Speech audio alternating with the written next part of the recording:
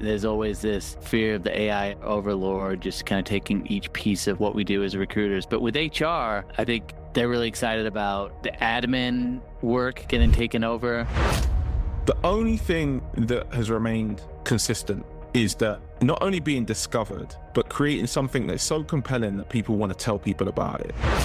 So much of HR is like people-based, and so really seeing this focus on how can we build the people side of the business, and how do we bring technology into that. We've been talking about the skills economy. I think we're evolving from the skills economy to the systems economy. Think in systems. Joel Lalgee and Marcus Sawyer welcome you to AI in Recruiting, the show where they break down how AI is transforming hiring, leadership, and the future of work. Expect real talk, smart tools, and bold conversations with the people shaping what's next.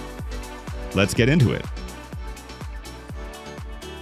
All right, welcome to AI in Recruiting. I am your co-host, Joel Lalgee. It is great to be here with you guys. I am with, as always, my friend, mentor, leader in the recruitment space, leader in AI, Marcus Sawyer. What is up, Marcus? It's good to see you today.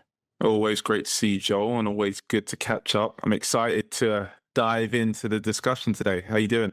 I'm doing good, man. I'm doing good. It's been busy over here. I'm getting ready to take a week off, which I think everyone needs, especially when you're a business owner. But getting ready to take a week off, and so I've had the last couple of weeks have just been call after call after call. Lots of interesting conversations with leaders in the HR space, which is exciting. How about you? What have you been up to? Yeah, it's been pretty similar, but maybe in the reverse. So I took some time off, as I mentioned, a couple of weeks ago. So I've literally been focusing on getting our new release ready. So we're in a good space to release. I think one of the things that you have to balance is like perfection and taking too long to get it out so you don't get enough feedback versus having something that's good enough for it to go out, right? So we've been doing that. So I've been hands-on keyboard coding last couple of weeks, and then realized I'm not that great at doing that. So I gave it back to the team to do, and I got back out into the business and strategy and the sales side, and just talking to customers. I think that's sort of like the area where I find, I suppose, the most interesting, because like you said, if you're running a business or you're owning a business, you've got similar questions, and it's just enjoyable, like speaking to people, learning more about like what they're thinking about with AI, specifically in the recruiting space, and seeing where the opportunities are. So yeah, it's been good. What you mentioned, you had a lot of conversations. What's been one of the key trends that you've seen so far in those discussions that you've been having? Yeah, I think the biggest thing I've seen with HR leaders is definitely optimism about the future. I think it's kind of surprising to me. I think from having conversations with a lot of recruiting leaders, they tend to, I think that they're positive because they're positive people, but there's always this kind of fear of the AI overlord just kind of taking each piece of what we do as recruiters. But with HR, I think they're really excited about the admin work getting taken over. But obviously so much of HR is like people-based. And so really seeing this focus on how can we build the people side of the business, and how do we bring technology into that. So I think for HR people, it's just so much more of a focus on how can we use this technology? How are we going to build our businesses with implementing in this technology? So I've seen also a lot of talk around like this future role of like almost like a HR, like a VP of HR plus CIO kind of role, kind of them blending together. So yeah, been really interesting. And there's a lot of great leaders right now who I think are open to opportunities. So I think as we start to see the market, as the market seems to get more positive and a little bit less uncertain, I think we're going to see a lot of movement as well. What about you? What are you hearing from business owners and leaders on the staffing and recruitment end of the business?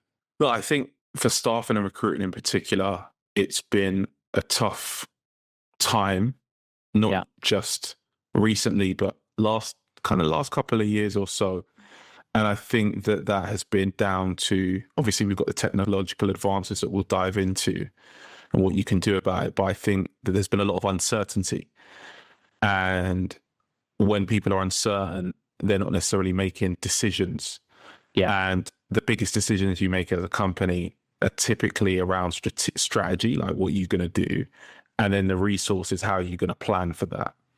So I'm also on the flip side having conversations with companies that basically are in a position where they've got huge opportunities within AI, huge. I spoke to somebody this week, and they had started by saying, look, they're willing to spend a couple of $1,000,000 to solve this problem because it's worth $25 million to them. Mm. But then they said that's 1/5 of the bigger problem that they have, which is a $2 billion problem. And I found that pretty interesting and refreshing because they see where the opportunities are, but that is a gargantuan challenge. And not only is that related to technology, but that's related to change management.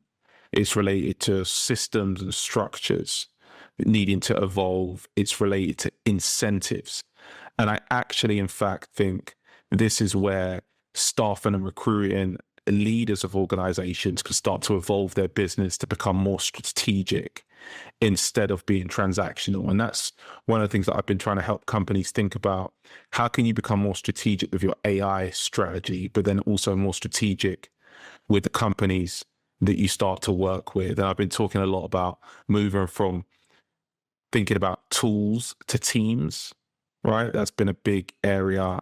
And then also the other question I get is like, hey, what do we tell the kids? So I've got a couple of kids, as I know you've got a few as well, right, Joel? How many you at now? 3. Three. I think it's, Okay. what, 3, 2? Okay, 3, 2. Okay, I always thought it was 4 for some reason, but yeah. So you got 3. There's always room for more in this house. Who knows? And look, one of mine in particular has been spending time with coding. So they've been coding for a while. They're only 9, but more recently we sent them to a summer camp. And in that summer camp, they were teaching them how to code specifically with AI and use the GPT models. And it was interesting because he'd come back and say, hey, Daddy, like I heard this is what it looks like if you program an AI. And he's not only just looking at prompts, so looking at all the other areas. It's like the systems instructions, the context in. And so I think I'm seeing an evolution in the way that kids are being taught. And then the other thing as well is what's happening, and this is aside what I'm noticing a lot, is a trend in how companies are being discovered and how anything is being discovered online. So that I think that's a really important topic for us to discuss because that has an impact on how candidates are being discovered, how clients are being discovered online, because it's evolving rapidly. Yeah, walk us through, I think, this discoverability. Why is this shift happening, and what do business owners, what do individuals, what do we need to be thinking about how we position ourselves and how we create content, how we kind of build ourselves to become discoverable in this in this new era? I think if we take a few steps back and we think about how we get access to information, historically, when you wanted to know something, you would ask maybe a friend or a trusted source, right? Like, let's say the old days. And then the other option would be to go into that red book or the multiple red books that you'd have, which would be called the encyclopedia, the Britannia encyclopedias. And you go in and you kind of just look for information. Then obviously Google, years and years later, come about. And it depends on what you're looking for. So you had to actually become pretty good at asking Google questions. Do you remember? I'm going to say remember, and that someone will be like barking like, I'm still doing that today. But do you remember like the Boolean and black belts? Yeah, 100%. Right. And what were their jobs? Like, what were their capabilities? Do you remember what they were? Yeah, I mean, well, you're having to put together these, search queries with all these operators, the and, the or, the parentheses, and you're Right. basically not only finding, but you're also putting in, these search queries to exclude people as well, or not exclude people, but exclude things as well. So you've got to come up with a formula so you can find the right information that you're looking for and excluding and including information. Absolutely. So if you were a Boolean black belt, 2 things you knew. you knew how to put together a search query and a search string, but you also knew what you were looking for. 100%. Right? Either you were tasked to do it because it wasn't your job to find those people. Somebody said, hey, like, I know someone who's good at Boolean. I know what I'm looking for. I'm going to give you the query. Or you had both sides. You were able to do the query and you knew what you were looking for. I think the way that search is evolving, it is moving more to discoverability. So if we think Netflix, right? When Netflix first came out, I remember that you'd go on there and you would search for specific films to see if they were on Netflix. Do you remember that? Like, let's just check and see if this is on Netflix. Same way that you go to a store, Blockbuster back in the day, and you go and look to find a particular film. Nowadays, you're being recommended. Yeah. Well, it's the same Right. on YouTube, right? It was like before, it was like on YouTube, you do a lot of searching. Now it's totally like it recommends, as soon as you sign on, it's recommending everything. And then you go down like rabbit holes of whatever you've been interested in the past couple of weeks. Exactly. And it's the same with, let's say, like TikTok, for example, right? It's a feed. LinkedIn's a feed. So you're being recommended. Now, I would say that search has been on a decline for a while because people are being fed a lot of information, and not just our generation or the generation above. Maybe the new generation coming in, there's an expectation that you're going to be fed with quality information. So now we fast forward to 2025, and let's take 2024. A lot of my queries, things that I have questions about, I will think, could I use Google for this? Or could I use an AI platform? And what it allows me to do is it allows me to question. So if it's like a bigger topic that I want to know more depth about, Google doesn't necessarily give me what I need, because all Google does is it directs me to a website that may have that information. So you're moving from a search engine to an answer engine. So we know that. Now, if that's the case and you've got something to sell, let's say you've got a recruiting firm and you want to sell what you're doing as a business. The question is, how do you come up in these answer engines? Yeah. Right? And so there's a whole new industry being born. So it was SEO, right? It's being called GEO. It's being called AIO. So Generative Engine Optimization. AEO, right? AI engine optimization, not AEO. So there's this new AIEO. Yeah, AIEO, right? There's 700 million people apparently using ChatGPT on a weekly basis. Now, when I had a conversation with somebody this week, and they're like, look, everyone's pretty much using it for some way, shape, or form in work. Not ChatGPT, but whether it's Gemini, whether it's Claude, any of the answer engines, Perplexity, all of those that are coming up. And we had our EQ buddy specifically for recruiters, right? It's very niche. So if that's the case, how do you show up? Now, Google had defined how you showed up on the internet. Now, how's your business going to be found, right? You can still build your network, have referrals, have people that are aware of you, but I think a lot of it is going to be going direct to market. So we've been building our community. So at 39,000 subscribers, we get over 100,000 views on our AI and recruiting community, because I could see this algorithm change, especially on LinkedIn. It's feed. I could see my LinkedIn going down, but my community's gone up because you've got a direct relationship. So the discoverability of your company and your services and people knowing about you is going to be absolutely key, especially when technology becomes accessible to everyone. It's going to be about your distribution. So I think that distribution and discovery is the evolution of AI. That's what's really going to start to change. And you're going to start to see a shift in that with both finding candidates and also getting new clients. Yeah, it's huge. I mean, the point though is also, with that original Boolean search, you needed to know what you were looking for in order to find it. Because it's like, if you don't know what you're looking for, then you don't know how to find it. And Right.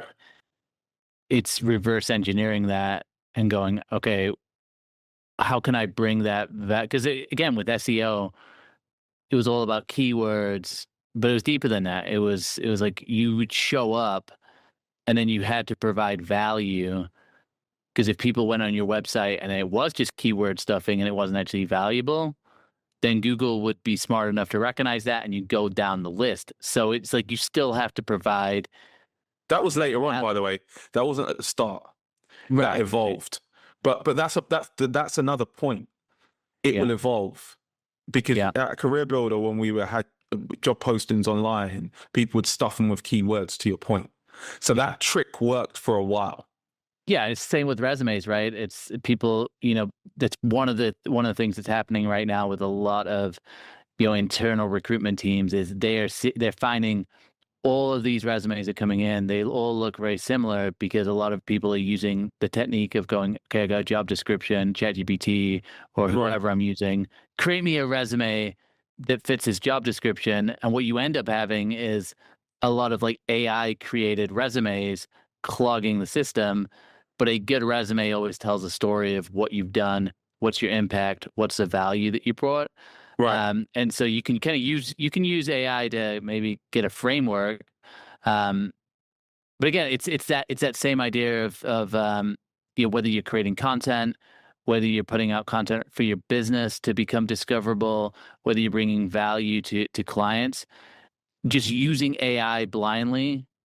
That to me is kind of what's happening a lot, and it's kind of going back to that Boolean of if you don't know actually what you're looking for, if you're not a subject matter expert, you get into trouble quickly because it's like you don't actually know what you're finding, and that's why that subject matter expertise, actually knowing things, being able to think independently, is huge, right? And it's something. Yeah, look. So there's a few things that you've touched on here, Joel, that I think are important for us to dive into.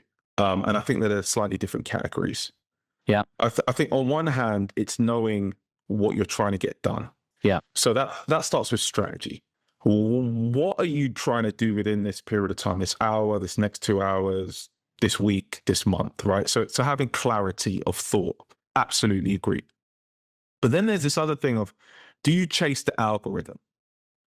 And that is also a battle, a chase you can't win, because the goalposts move. So if SEO is the same thing, right? There were some winners, but then everybody was kind of in this same race and they were chasing and moving things. It was like taking keywords out and putting them in and so on.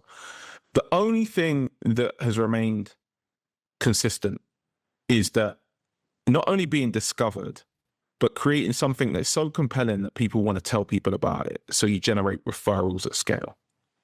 And finding and pinpointing the right people at the right time with the right opportunity. So we've been thinking a lot about this at EQ with EQ ICP, right? Where we allow people to identify their ideal client profile and send them a very specific message at a particular point in time.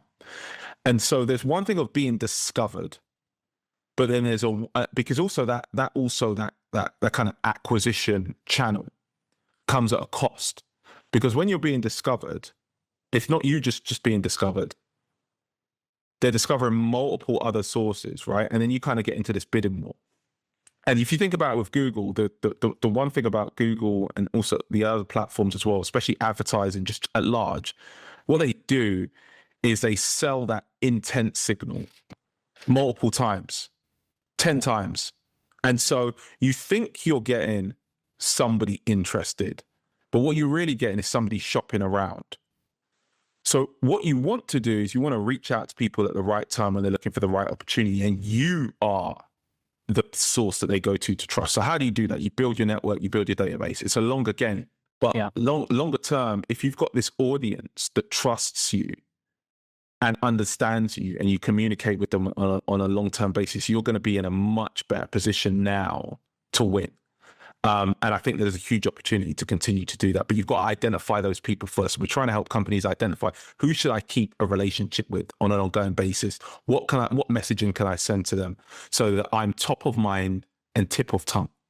That's huge. And like you said, it's that trust. It's like attention, discoverability, and trust.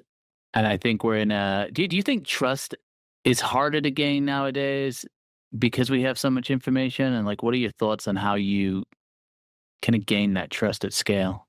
I think somebody said this to me recently, the only moat, and it's used a lot in kind of Silicon Valley tech terms, right? Like think of a moat castle around you, defensibility, is brand. You buy into a brand because there is perceived value and trust. And I think that there are also brands and things that you could trust that don't actually get enough distribution. So, right, like you can trust something, but if people don't see it, it's hard. So I think it's trust combined with distribution. And so where you are actually advertising your services or your marketing, the forum makes a difference, right? Like social versus a private dinner. Okay. Yeah. Two completely different ends of the spectrum.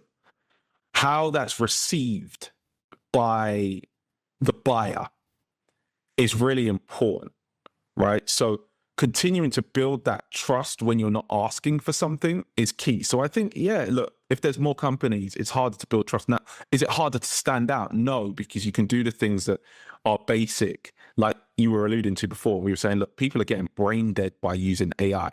That is true. That is true. And I know it to be true because you can get caught into the cycle of reading what it feeds you. But if you take that time to plan a strategy, I was having these conversations with my team this week and the week before, and I was like, look, your value is not that you can use the AI. I don't care about that. I can get an agent to use the AI co-pilot. Your value is, have you thought deeply enough about this opportunity and this problem, and have you exhausted it enough yourself? And then can you get the AI to amplify your impact, right? Something that you already know to be true that others don't necessarily know. Like I've got a truth that I'll throw out there. People would think I'm probably crazy. At some point, software is going to be free. Has to be free. It's too easy to make, too easy to create. So then what's the value? So then if we think about that, where do we guide our business? If I know and I believe software is going to be free, people don't want to pay for software anymore. How do I build my business? So if you have some hard truths, principles, and then you can have the AI amplify them, that's how to leverage it. What's your, now you got me really curious. What's your thought on the timeline of when that's going to happen with software, just out of curiosity? I think that there are some softwares now, there are some things now that you wouldn't pay for, or there's some things now that you would have paid a lot more for, right? So let's take maybe creating a landing page. Okay, you can do that with an AI agent. Now, is it free? No, but it's close to zero. Yeah. So I think that there are a lot of tools that you could create. So I mean, like ROI calculators, that would have been a nightmare to create on your website. Like insurance companies were the only ones that had that before. Like, hey, like if you take this plan, that plan, this is what it's going to look like. Like those are competitive advantages. You can go and create one within a few minutes. So I think that as that continues to go, and we're thinking a lot about that, how can we release certain parts of software to be free, and then you kind of upgrade? Open source is a big area. Like you can get a lot of these models from right now for free. You have to host them. The other thing that I'm noticing, and we can maybe do a full deep dive on a session, is like there are certain winners right now in this market because that's happening. And they're well positioned to win. And maybe we do that on the next show, because that's a deeper discussion in terms of like, well, if software free, what does that mean? And then who wins? And yeah, I think that'll be a deeper dive that we can talk about in the future. So that kind of full circle here, back to your kids, right? Getting immersed in AI, learning about AI, learning how to use AI. What I love about kids, number one, is they're super curious and they're not afraid of like making mistakes. But like, where are the guardrails there? Because I also think, you know, it's like I just think back in math class, right? Where it's like you always had the calculator, and I just think, well, if we have a calculator in real world, what's the problem with the calculator? But they were always like, show your work, show your process, show how you get to the answer, to the problem that you're trying to solve. So how are you kind of thinking about that with your kids? And then how does that apply even with, business owners that you're talking to? Because I imagine you get kind of similar thoughts and similar questions from your kids as well. So like, how do you kind of have a guardrail on how you use AI, and how do you kind of get your kids to think about using the tool versus just being completely dependent on it? So I came up with a process just to remember to have the conversations with my children, and then just generally, and I called it the list. So LIST. And the first part of the list is learning to learn. Hmm. So find your strength on how you learn, whether that's text, voice, practical, you decide. So once you know how to learn, you pretty much can pick up most things, right? Then the second one is impact. So use AI solutions to multiply your impact, not to replace your agency. Think about your impact. Systems. I think this is a little bit of a nuance, but it's evolving. We've been talking about the skills economy. I think we're evolving from the skills economy to the systems economy. Think in systems. Yeah, what do you mean by that? Just for someone who's not thinking that way, what do you mean by that?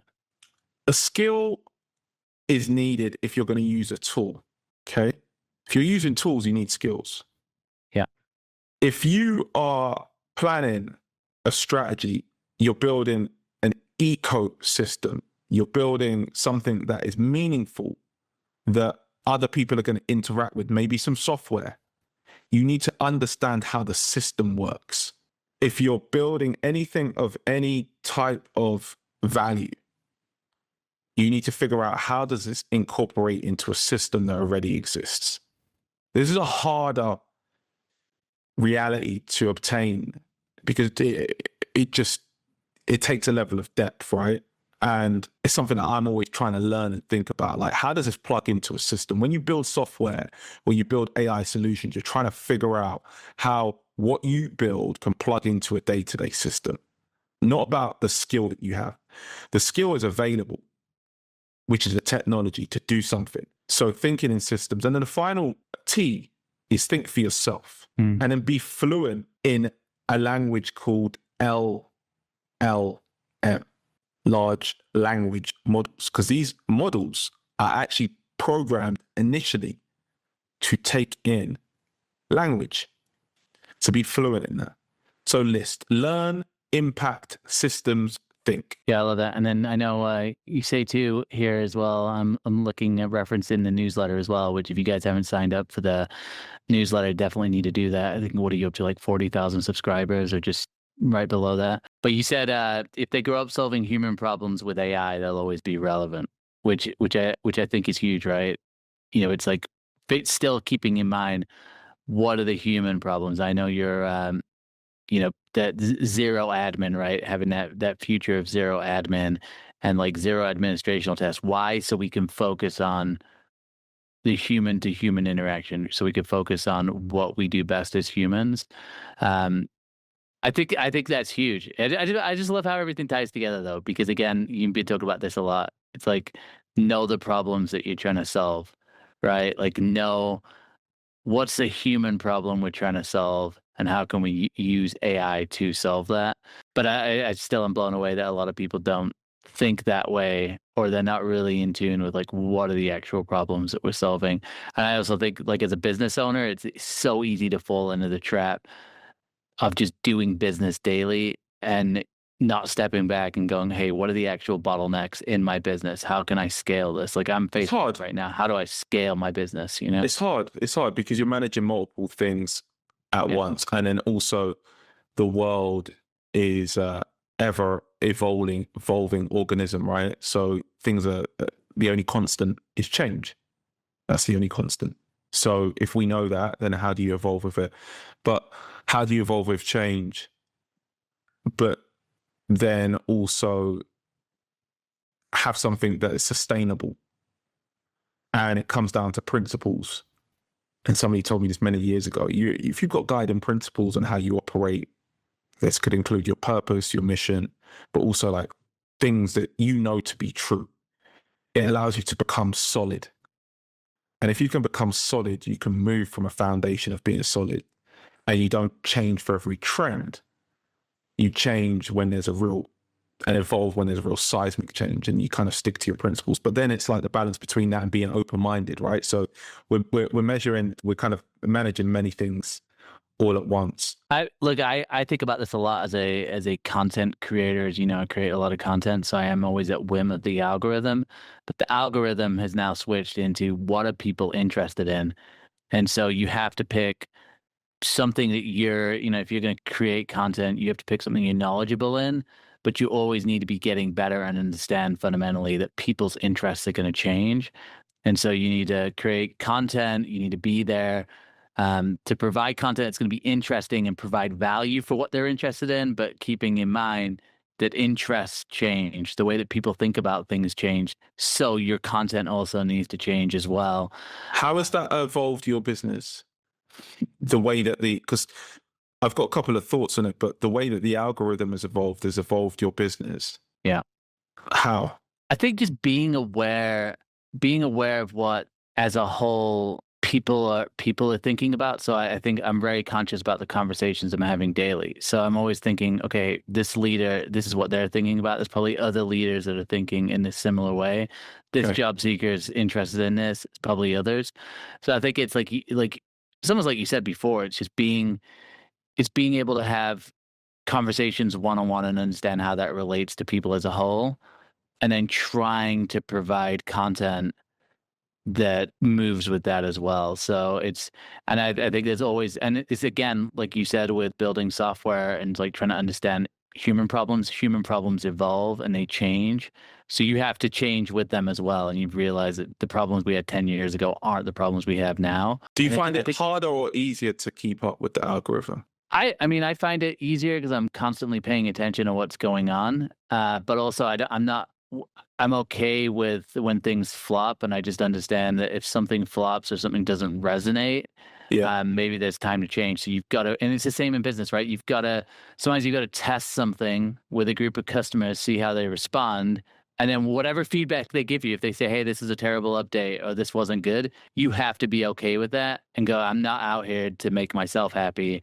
I'm out here to provide value for my clients, for people, for my people who follow my content. I'm here to provide value for them, not just put out things that I think are good or interesting. That's my personal way of doing it. But there's another way of doing it as well, right? Yeah, and I've heard of content creators that are just like out there. Hey, I'm going to create and be true to myself, and I also think that can work as well in a weird way. But yeah, because I think I've been talking about AI since 2016. I learned about it in 2013. When I was talking about it at that point in time, no one was really interested. But I looked back at some posts recently and I saw that there was like 20, 30 people that might have been interested in learning about it. If I didn't say, okay, look, this is what I think, then I don't have a point of view. And I actually think your point of view is going to be more important as we move forward. And I actually think if we listen to what people say they want, they're giving you regurgitated feedback based on what's happening on the internet and in their social circles. So I actually think being original is going to be more important in the future. Yeah. So I just wonder how we reconcile with that as far as being shown, because I've struggled with that because of my LinkedIn's dipped with posts, but my Substack's grown significantly. And the difference is there's no algorithm on a Substack. It's just me going direct to consumer. And I think that comes down to the distribution piece, because at some point I'm going to probably get sick of the algorithm on LinkedIn, and I can see it. And I see when I move before things happen. And then I see other people start to move a little bit later. And I wouldn't say I'm an absolute first mover. I'm saying I'm like kind of close second. And I see that with LinkedIn right now. And I even reopened my X account. Not because I think that it's any better than LinkedIn or I like the leadership or the management. I just want an alternative. And I think those that are seeking alternative, there was a study was done years ago, which is like people that had Chrome as their browser instead of Safari on their iPhone were more likely to be successful because they seek something different. Yeah, because they seek something different. They weren't happy with the status quo. And I just wonder like how we can leverage AI in order to do that, to get out that instead of it regurgitating information as well. So that's something I'm thinking about a lot at the moment. Well, it's huge. I mean, that's one of the, again, going back to content. I mean, you got to be original, right? It's almost like understanding what the trends are, but finding your originality in that, and then ultimately having a point of view. This is what I'm always telling people. Like, You told me same that. thing if you, yeah, same if you meet with a client, they're meeting with you not because you can just feed them something that they can find themselves, but do you have a point of view on it? And a point of view creates a discussion and it's interesting to people. And a point of view, you can keep it original because it's your point of view. But it's I think what the challenge for points of views open you up for people to disagree with you and to think differently. And sometimes that can be uncomfortable for people because obviously not everyone's going to agree with the way that you think, but being bold enough to have a point of view and obviously having having a point of view and being able to defend it and like argue or having a conversation around it is huge. But having a point of view is it's a challenge. Like, what do you actually think about this situation? And I think that's hard for people. And especially in corporate environments, it's hard to think individually. Or it's not hard for people to think originally. I think it's hard to have that voice behind it because ultimately your point of view might not resonate with other people. But the point of view it's crucial, right? And then whether you're in sales, you want to solve a problem, you've got to have a point of view. And I think the more you can have that point of view, the more you can have those original thoughts, keeping in mind with what's trending and what people as a whole are thinking. To kind of have a balance between the two. Yeah, look, I think, we're getting at time now, so there's a few things I'll leave the audience with. One is learn to learn, right? Figure out how you learn. Impact, use AI to multiply your impact. Systems over skills. If you can think in systems, how things are going to play out versus just for that particular point solution, then you'll do just fine. And then think for yourself. Think. And then apply. So once you think, it's like, what are you going to do with it? But look, we're at time now, Joel. So look, always a pleasure. Great having you on the show. Where can people find you? You can find me on LinkedIn, Joel Alge. And I was going to say too, you can also find us. We got going to have a live version of this show at that AI recruiting summit as well, which I'm super excited about. We're going to be talking about sales, how to use AI for business development. So if you're in recruitment, staffing, if you're looking to just grow sales, you need to be at that event as well. Hearing is live. So I'll give a little what do they call that? A little pitch for that. A little pitch, a little plug, a little promo. A plug, that's it. Yeah, well, I'm going to plug EQ ICP. By the time this is live, the waitlist will be available. So if you're trying to figure out and find your ideal client profiles, we're looking for leaders that are interested in connecting with us and learning more about how to do that. And yeah, looking forward to the next week of AI in recruiting. So have a great week, everyone, and we'll talk to you soon. All right, see you guys. We'll talk soon. If you got value from today's episode, share it with someone in your network, your team, your boss, or that recruiter still stuck in 2015. Be sure to follow the show so you never miss what's next in hiring and AI. Until next time.